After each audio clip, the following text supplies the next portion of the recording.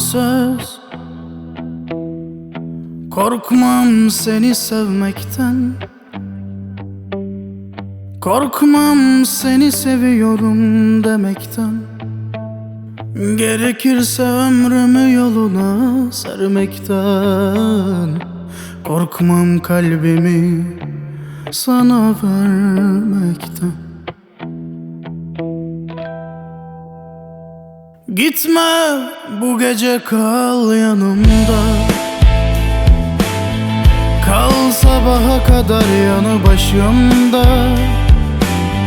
Uyumazsam ama yatsam kollarında. Doğmasa güneşler, sabahlar olmasa.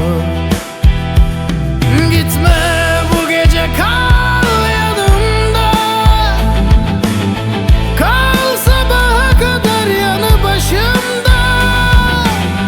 Sar beni, unutulsun bütün yaralar. Seninle dolsun güneş, bitsin karanlıklar. Seni öğrettin bana mehr sevgini. Unutmarın sevgilen bakan gözlerini. Sensiz anan bu dünyada ar gelir bana.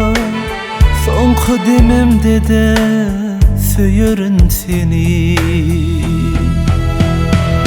Gitme bu gece, kal yanımda.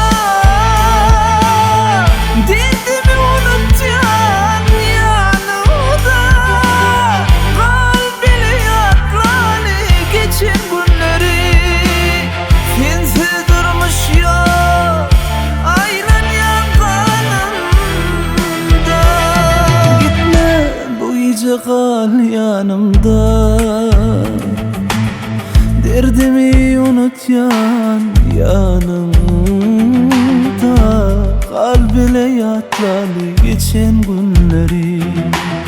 Sensiz durmuş yok aylan yanganımda.